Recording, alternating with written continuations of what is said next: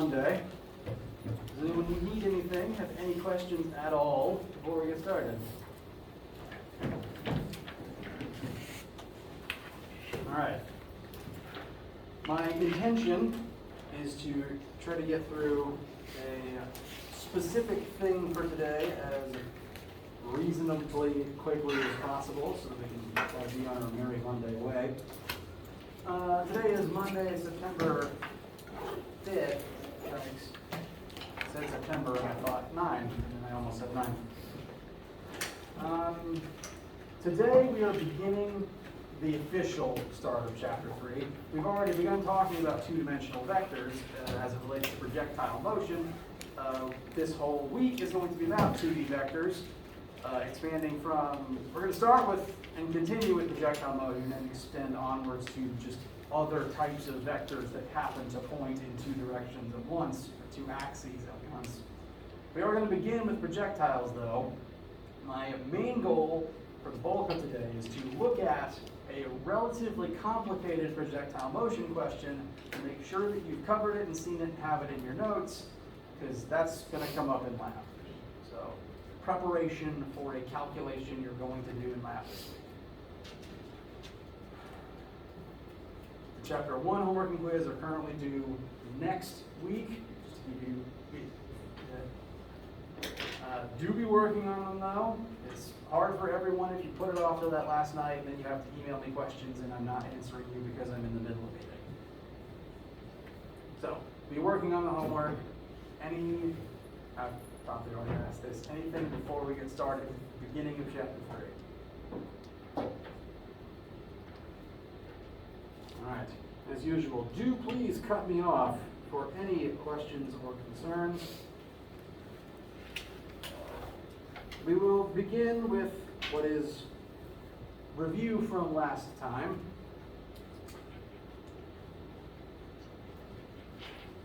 We were using the example of projectile motion to describe 2D motion. And a projectile, the definition of projectile, is any object that is actively in the state of falling. Objects are falling. If gravity is the only force acting on them, the only thing affecting their motion. Any object once thrown, as long as it does not have a parachute or wings or a thruster, is technically falling, is technically a projectile as soon as it leaves your hand. You are a projectile. As soon as you jump off the ground, if there is nothing holding you up or keeping you in the air. Now, throwing an object horizontally and up at the same time, that horizontal motion and that Y motion are two different axes. They're two different things that are happening simultaneously. They are separate from one another. They do not directly affect one another. They are just happening to the same object at the same time.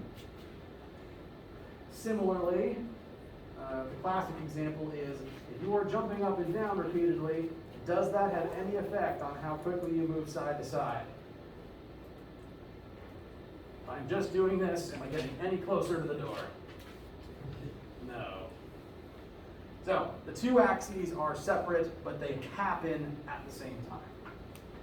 Because of this, we're going to need to get into the habit of listing the x and y versions of our different motion variables so that we use x with x and y with y. They do not directly interact with each other. They don't directly mix. They do happen at the same time, though. So time is, since time is not a vector, is the one scalar that works in both axes. Mass will eventually work in both axes too, since it's also not a vector. So, the vocab words for describing 2D motion are the two axes are independent but simultaneous. So the two components, the x component and the y component of 2D motion, can often be described as separate from one another. As an example, let's say you are tracking the motion of an object that has moved 2 meters to the left and 3 meters up. You could draw that motion like this, 2 to the left, 3 up. And I suppose if this were a person who had a pedometer attached, the pedometer might say that they walked 5 meters, which again would be true if you don't care about direction. Pedometers, speedometers, they don't care about direction, they just care total distance traveled. Displacement, though, is a vector. Displacement cares about where do you end versus where you began, doesn't care about how you got there. And since it doesn't care about how you got there, displacement just represents a straight line vector from here to here. And there's 2 ways that you could describe a vector like that. Like there's 2 ways that you could write down that vector. The first, and arguably more straightforward, is writing it in component form. This hopefully looks familiar to you if you've had a geometry class in the past. This, excuse me, -2, 3 just lists the 2 components that create this final vector, and the x-axis separate from the y-axis. It looks a lot like graph coordinates, because it basically is graph coordinates. It's the if this beginning point is your origin, this point on a hypothetical graph would be -2, 3. So this is a perfectly valid way to write vectors. If I ask you for a vector, and I don't specify how I want that vector written, that's one way you can write it. Totally valid to leave it in component form, unless I ask for something specific.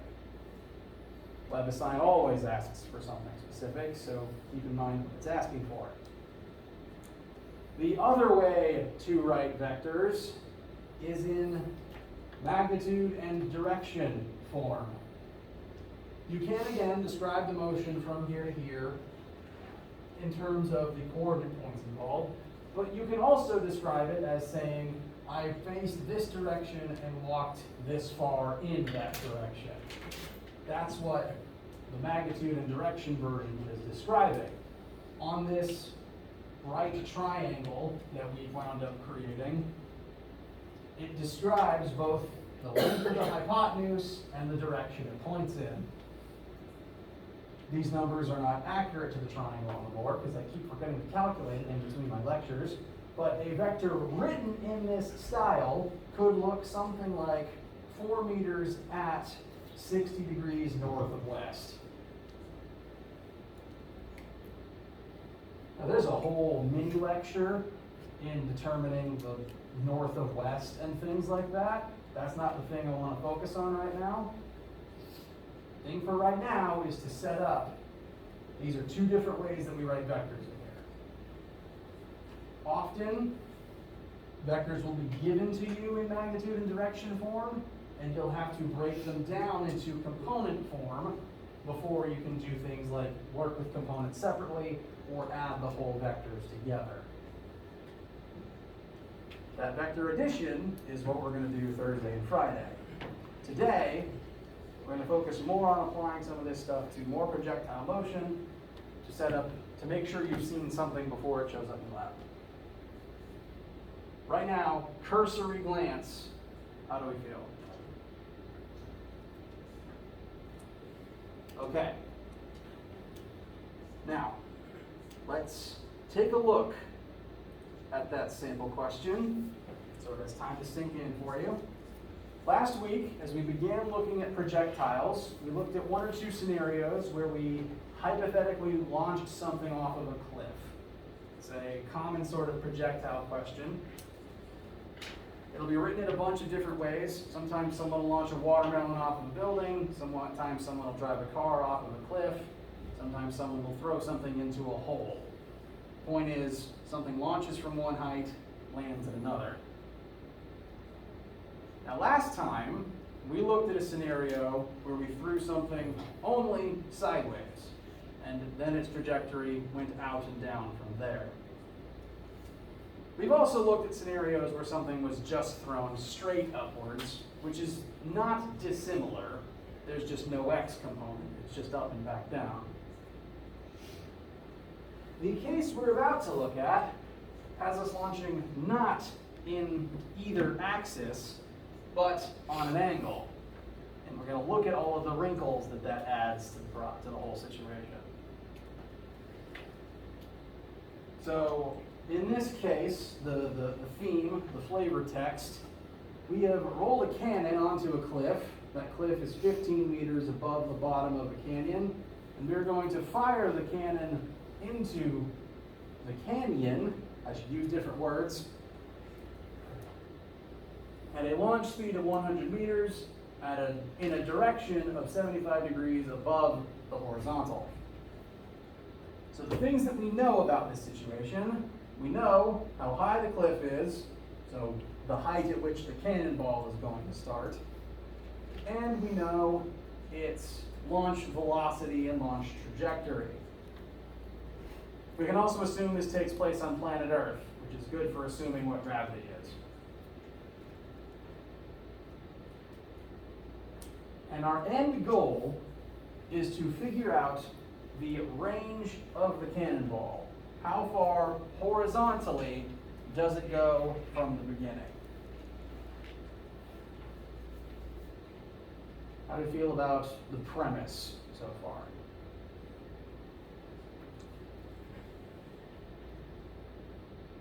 All right. We've got our question. We've got a picture already, which is good. Let's start deciding what we can do with all of our numbers, what things we can assume that we know. Our goal is to find delta x. We want to know the x displacement from start to finish. We can consider our starting point to be an origin. We want to know how far we go in the x-axis away from that origin. We can go ahead and assume what delta y is, though, because once the cannonball is finished, once it lands and hits that final spot, it will be 15 meters beneath where it began. Now, obviously, at every other point in time, it's not at that point. But what we care about is the difference between start and finish. And at that last spot, it is 15 meters beneath where it began. And so, no matter where you set your origin, delta y is going to be negative 15.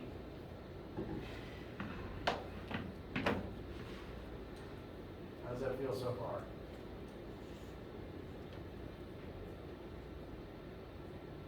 Okay. Because again, interrupt me if anything previous becomes problematic or a question. So that's our displacements. We know the y, we want to find the x. Next, let's look at the accelerations in both the x and y axis. Cannonballs count as projectiles. Once launched, they don't have wings or parachutes or thrusters. Therefore, the second it leaves the barrel, it is falling. No matter how fast it moves or in what direction it moves, it is already falling. Since it's falling, what can we conclude about its acceleration in both axes? Increasing in which direction?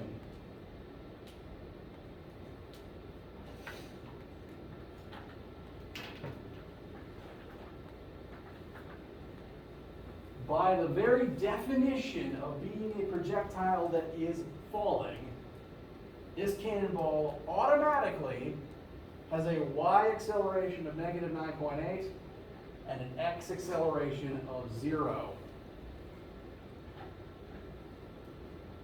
Ignoring air resistance, it will fall down at this speed, and there's nothing speeding it up or slowing it down horizontally.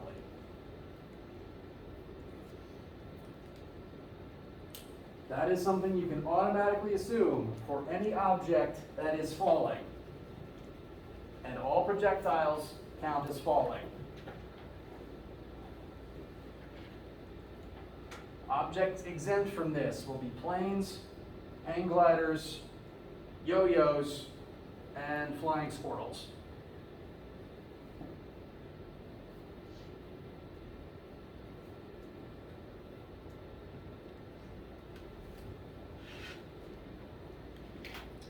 about acceleration or displacement.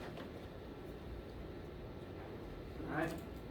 Now the problem didn't give us those numbers, but those are things we can safely assume about any projectile moving on Earth, or I guess through Earth's atmosphere.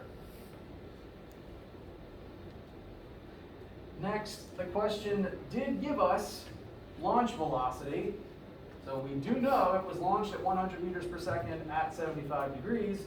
However, that 100 meters per second is not in the X or Y axis. Part of it is in either.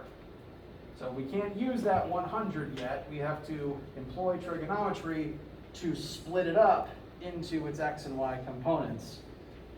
Some of it's X, some of it's Y.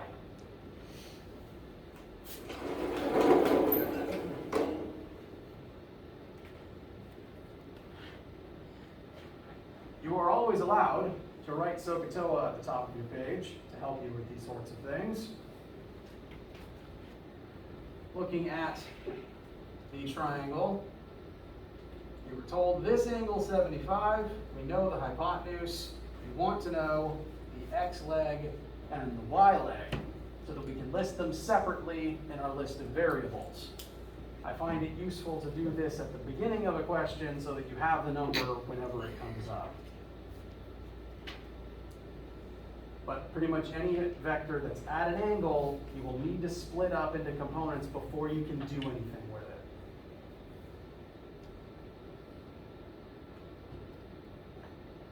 Again, write this at the top of your page. Write it for every single question if it helps you keep straight which number needs to go where.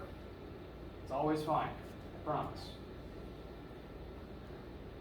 But these functions can tell us what we need to do to each of the numbers in order to get the legs that we want.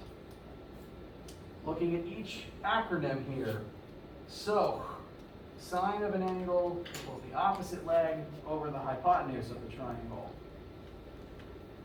So if we start at 75, that's the one that's labeled, so that's the one I'm choosing. Sine of that 75-degree angle should be equal to the opposite leg.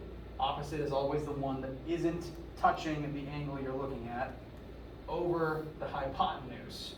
So sine of 75 will be the y leg over 100.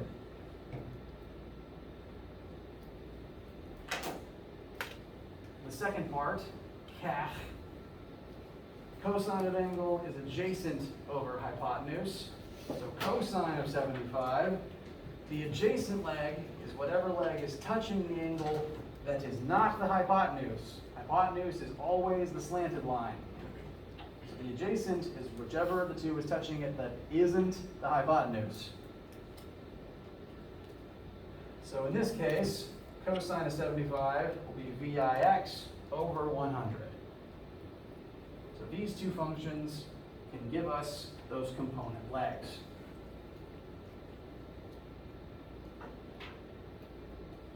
Tangent is a little helpful. I'd recommend sine and cosine in this scenario. Tangent, TOA, tangent equals opposite over adjacent.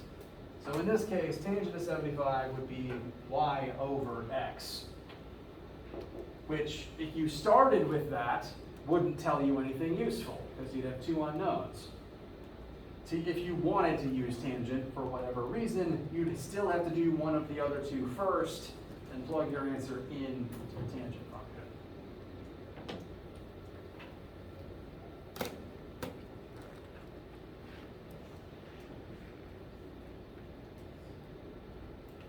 Any questions with this trig, SOHCAHTOA, or getting to these numbers?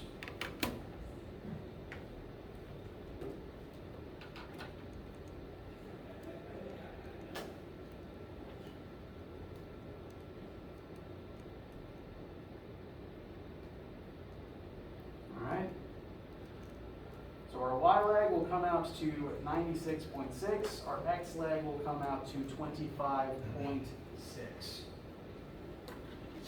I've written them here, labeled separately as X and Y. To kind of help you develop your sense of being able to look at an answer and see if something is wrong, these are the right numbers, and I can point out some ways that we know that they're right. For one, if you look at this triangle, 75 degrees might not be perfectly to scale because I made this in MS Paint, but the y leg should be bigger than the x leg, and our answer reflects that. Additionally, for any right triangle, the hypotenuse should be the biggest leg. Both of the legs we found are smaller than the hypotenuse. So our answers fit both of those rules. Nothing's broken. If you wanted to, you could even use the Pythagorean theorem. This squared plus this squared should equal 100 squared. I have checked that. So that's 3 ways that we've reconfirmed that these answers make sense. How do you feel?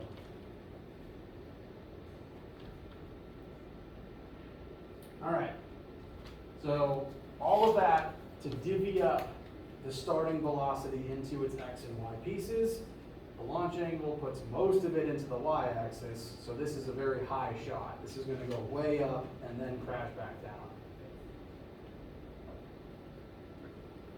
Lastly, the last variable that could come up that will be handy is time. Because time, since it's a scalar, is the one thing shared between both axes. That's if you don't know what time is yet. I promise you it's going to come on in both.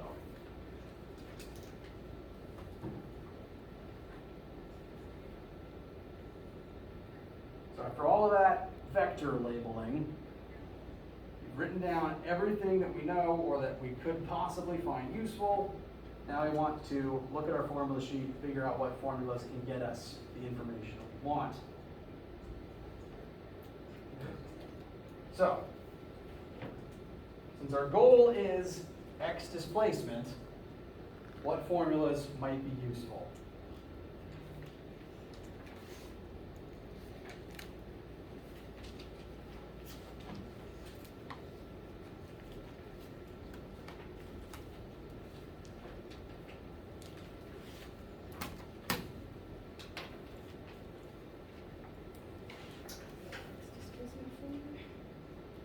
Which one? The relation were V0t plus 1 acceleration. Fantastic. Yes. I might have given the game away by leaving it up from my last lecture. But Formula 3, since it's, in my opinion, the most useful one, is a good one to start with. It's good to write it down and see if it's going to be handy to you. We want delta x. We know VIX. We'll come back to t in a second. And we know AX. AX just happens to be 0. Because again, we are not accelerating in the x-axis at all. Since AX is 0, we can literally just throw that entire last piece of the formula into the trash bin. Because it's just going to collapse in on itself. That one thing, that 1 0, whatever you multiply by it, is just gone. Which is nice when things equal 0, because that's less things you have to care about.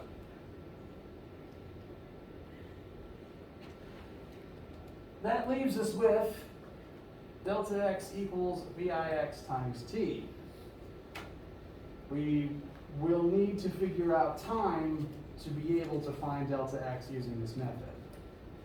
And we kind of can't avoid that problem, because if you start looking at some of your other formulas, say if you looked at Formula 1, for example,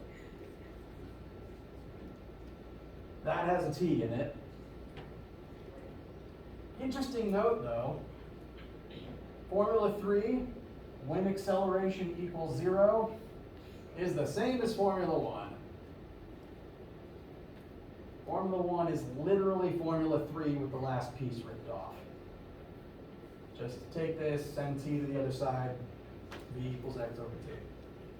This is again the reason why this formula doesn't work when you're accelerating. We're not accelerating in the x, so it does work here. However, we don't know time yet. Formula 2 doesn't help because it doesn't have delta x in it. Formula 4 has delta x in it. It doesn't have t in it, But formula 4, you multiply acceleration by displacement. Acceleration is 0, so that also just... So no matter how you slice it, we need to figure out what time is. And the general rule, vertical axis determines hang time. If you want something to stay in the air longer, you need to launch it from higher up, or you need to throw it up faster. You need to give it more upward launch velocity. Those are both vertical components, so the vertical axis is going to be what tells us our hang time here. So that means we're going to need to write our formula again, but using y stuff this time, and solve for t. So, I've rewritten formula 3. Conveniently, we know everything in this formula except for t. We know our displacement. We're going to descend 15 meters by the end of things. We know our initial y velocity. Use trig to find that y component of the 100. 1/2 is just a number, and acceleration of the y-axis is gravity. So t is the only unknown here. That's good. We can solve this for t. Can anyone guess the bad news?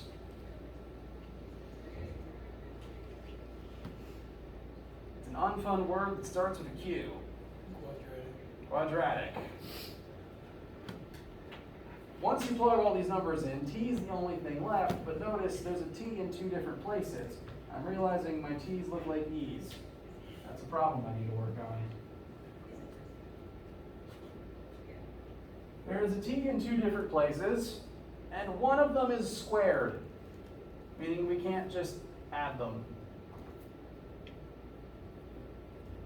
Quadratic, it's not fun, but it's straightforward. You know what you need to do about it. We will have to employ the quadratic formula to find what t is equal to make this work. Now, depending on how much math you've had and how recently and how fun you find math, you may have not used the quadratic or you may have blocked out the memory. I wouldn't blame you for either of those things. So this is me making sure you've seen it and have it in your notes.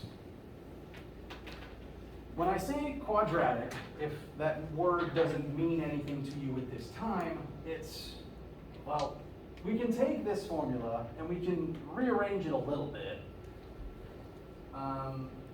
What I've done taking it down to this next line here is, I've simplified 1/2 times negative 9.8. I've just compressed that into negative 4.9. I've taken this negative 15, added positive 15 to both sides to send it to the right. That leaves our entire left side as 0. And then I've rearranged everything on the right such that it's in the form of constant times t squared plus constant times t plus constant by itself.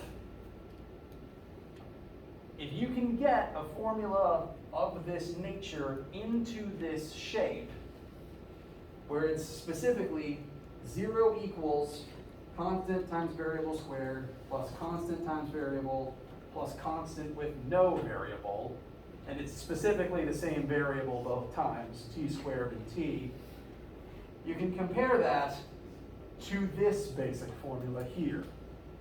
0 equals a times x squared plus b times x plus c. This is the setup for the quadratic formula. The goal here is to arrange problems like this into this form so that you can take the constants a, b, and c and plug them into this. If you remember this, then you may or may not have been told it via a song. You are allowed to sing it here if it helps you remember it. That said, it's a formula. I, as a policy, don't hide formulas from you, so I will give it to you. However you remember it, that is fine. I will also write it down to make sure you have it. When doing a quadratic, you want to get your formula into that basic setup, and then plug A, B, and C into this thing. This, it's not pretty, but it is solvable, and it will tell you the two values that your variable must be equal to in order to make the equation work. It does give you two answers. In some of your math classes, those two answers, you just have to find both and write them both down. But this is physics, and all of our numbers need to make physical sense in here. The two answers that we will find, of the two, one of them doesn't make any physical sense. So we can just throw it in the trash can and ignore it. We need to find both so that we can check which one's which. But once we find the good one, we only have to work with that one.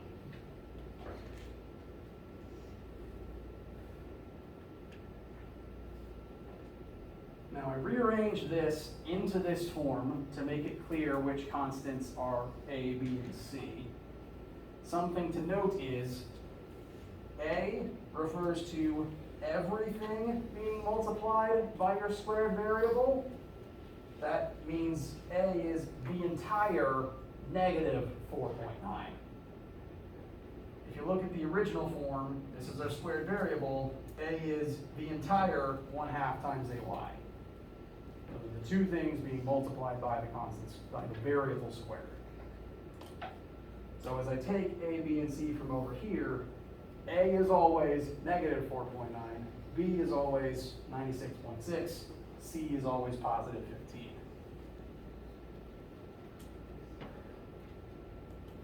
This is the basic form. The next line down, I plugged in all those numbers. I've also replaced X with T. Since X is the general version, T is our special version for this case. How do we feel getting to this point? Your feelings are allowed to be quadratic.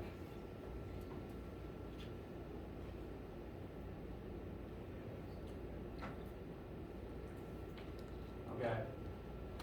Now, if your calculator has a quadratic function on it, fantastic. Some graphing calculators just have something you can plug A, B, and C into and it'll solve the quadratic for you.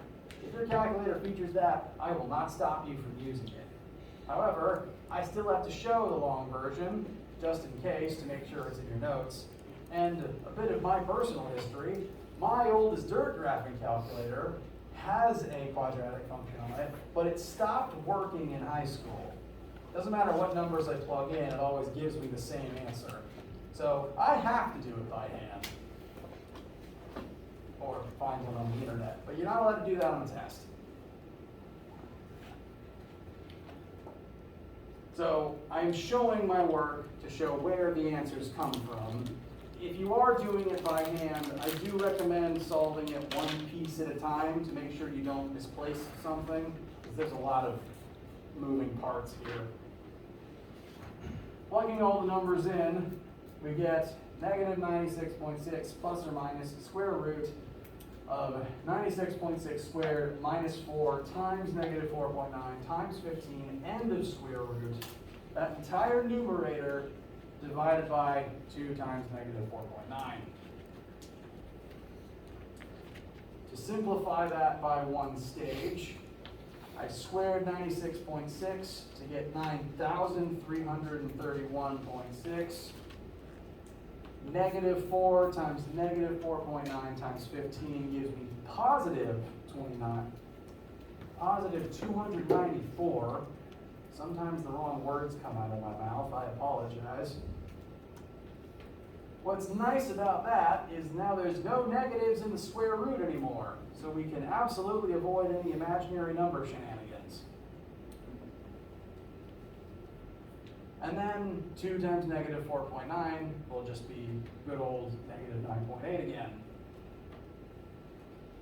Next line down, I added the two numbers inside of the square root. Gives you an even bigger number, but it's still positive.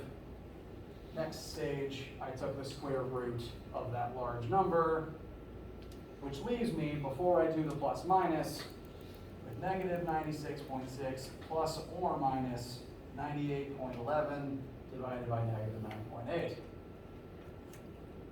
Any issues or questions getting to this step? All right? Now again, if you haven't done this in a while, or possibly ever, the plus or minus means you have to do it twice. Once for plus and once for minus. It gives you two answers. That's because with this parabola shape, there's two different hypothetical points in time where delta x equals 0. There's two different numbers you could plug in for t, and the answer would work mathematically. If you use plus, you'll get negative 0.15. If you use minus, you will get 19.86. I do recommend you do both, get both answers, write them side by side, and look at them. And in lab, I will help you pick which one is the one to throw out. Of these two numbers, which one doesn't make any sense for a time to use in this scenario? The negative. The negative. Negative time isn't a thing. We're starting our stopwatch and we're counting seconds away from the launch. And given how fast this thing's moving, it makes sense that it would take about 20 seconds to come up and then slam back down. This very small negative number refers to a completely imaginary hypothetical scenario where the cannonball was launched down here but in the past, and it would do the same thing. But again, we don't have negative time, and this would be inside the cliff. So again, no sense. There is no sense there. So that's the number we throw out. This is the one we keep. Usually, the negative answer will be the one that makes no sense. That said, if you somehow make a negative time make sense, you may have discovered time travel, please let me know. You may have won a Nobel Prize. We will take that number, drag it all the way back over here, or that positive number, did I say that? We'll take our good number, the positive one. That is now our time. And after all of that, we are now free to take that time, multiply it by our x velocity, and find a range.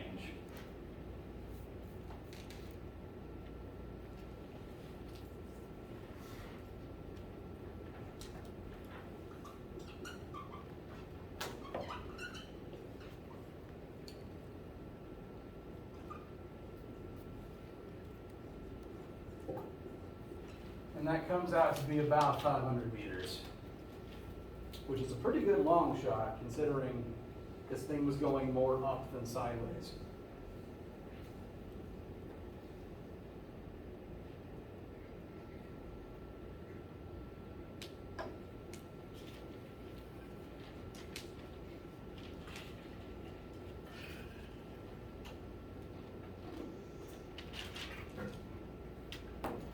How do we feel?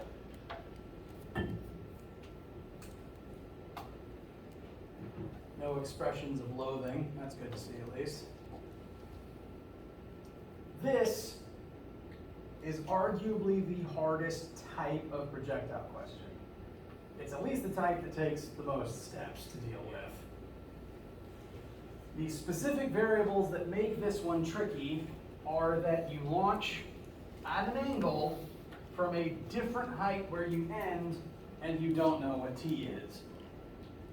That's what makes this hard. That's what kind of puts the quadratic on you.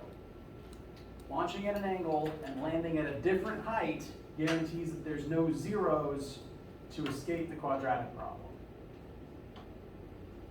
So this is the hardest version of this question. And now it's in your notes, so you have a guide to figure it out.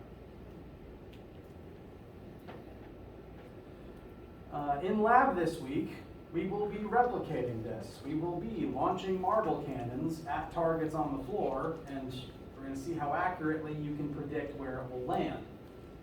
You will do something like this to make sure that you are adequately estimating where you will land, which is, again, why it's important to have this in your notes and to bring the note to lab with you. Because It'll be the same setup, all it changes is the numbers.